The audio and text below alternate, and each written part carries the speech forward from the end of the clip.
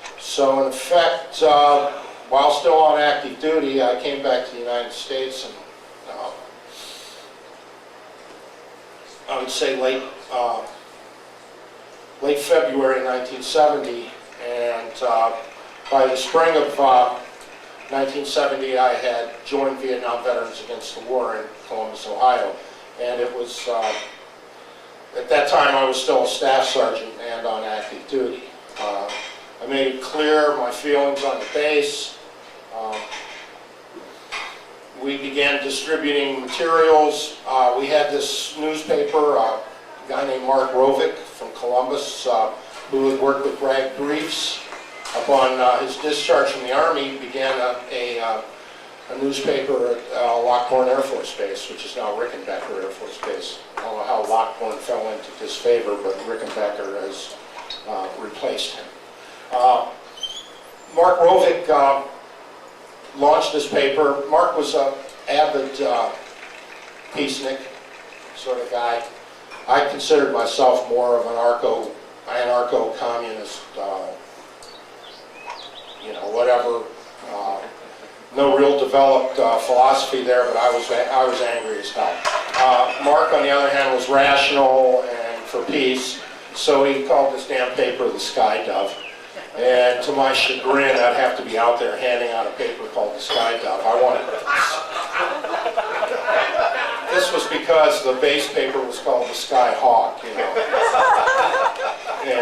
I was thinking like, well, can't we be like the Sky Vulture or whatever? But no, it had to be the Sky Dove. So surprisingly, it was pretty well received among the enlisted men at the base. It took up a lot of issues regarding economic issues, housing for like even the senior NCOs living in this wretched little trailer park that stuck them in. I remember this master sergeant, our Air Force master sergeant, getting out of his car and stomping up towards me, all red in the face with a cigar in his mouth. And as he got up closer to me, I just stood there and looked him dead in the eye, and he said, "How much does the paper cost? Give me 10 copies. You guys are doing a great job." And then huffed and puffed his way back in his car and drove off, and I'm standing there thinking like, what the hell is going on here? Jeez. Well, what was going on was some really good work. And that was the kind of work that I found myself committed to when I came into VVAW, and the tradition of the kind of work that Ray is doing now, of working with the GIs and reaching out to GIs. More and more lately, we're beginning to hear from some sources about the role of the GI anti-war movement, both in the United States, abroad, and in Vietnam itself. It began very, very early on with like Dr. Levy with the Presidio group, a group of medics and doctors who refused to go to Vietnam, and escalated into just about every installation had their Bragg 19 or Fort Hood 7 or and it snowballed and got larger and larger and larger. There were dozens of newspapers. I mean, big, tabloid-sized newspapers. There were hundreds of like mimeograph sheets aboard ships in small locations. There was a huge GI anti-war outreach. Were they linked up? Well, not in a lot of cases, but they all knew that this was going on in other places. For instance, at Lockbourne, they decided that they'd had enough of the Sky Dove, and all the guys who were still on base, who were on active duty, which I was no longer there at the time, but I was still going on the base, even though I was banned for life because I was driving a cab to make some money.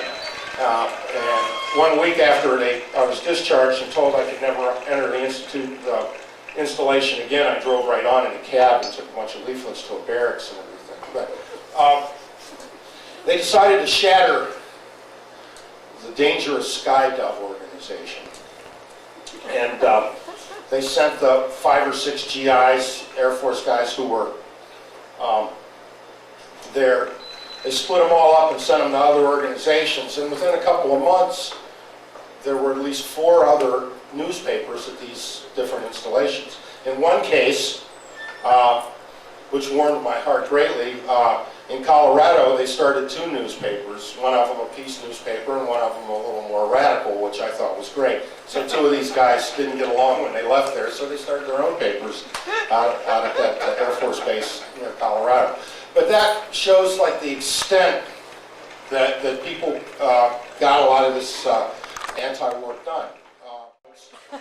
We're here, don't hurt us, we won't hurt you, sort of thing. And I've been told that the Vietnamese were looking for these particular groups. Not, you know, if you don't want contact, don't do it. There's a very famous line in the film over the beginning of a couple of guys talking about, when we go out, that's one thing we don't want. We don't want any contact, and we're not going out there, and we're not going to initiate any combat, and we're hoping that the Vietnamese will leave us alone. And to a large degree, the American fighting force was beginning to disintegrate. And Nixon's answer to this, of course, was the air war, and bumping up this thing called Vietnamization, where they needed, you know, they just give more and more money and more equipment to the Army of the Republic of Vietnam, the ARVN, and obviously they would be able to fight the war. And recently I was reading that just as things were beginning to really unravel there in Congress, they were trying to get approval for like $950,000 of last-minute funding for the ARVN forces in Vietnam, even as the company was just about to collapse. And there were some American congressmen who said, well, we've already spent millions and millions. What the hell good is a $950,000 going to do here at the very end of it? And obviously this regime is not going to hold up much longer. So they tried to pin it on some of these congressmen that the collapse of the ARVN government was because they stopped this additional $950,000 worth of funding to Vietnam at the last minute, which would have turned the tide. Obviously, they didn't see the amphibious tanks that the Army, the Vietnamese rolled into Saigon and now Ho Chi Minh City with, or the level of fighting. The fact that as the Army was taking off their clothing, their uniforms, and dropping their weapons and running, teenagers in Saigon were picking up the M16s and going after these guys as they were still taking off. You know, they'd throw their gun down and run, and some kid would grab it up and chase them. And it was an interesting thing that these young people would do that. I would imagine that it had a lot to do with what they'd gone through. I'm probably going on a little long because my wife's over there whispering in Barry's ear about how you cut this guy off. But I just want to reemphasize that the GI movement and what GIs did and what veterans did and what VVAW did to support that GI movement is something that should never be forgotten. And in essence, because of the relationship the veterans and the GIs had with the American people, the great service that we were so proud to perform on behalf of the Vietnamese people. Thank you.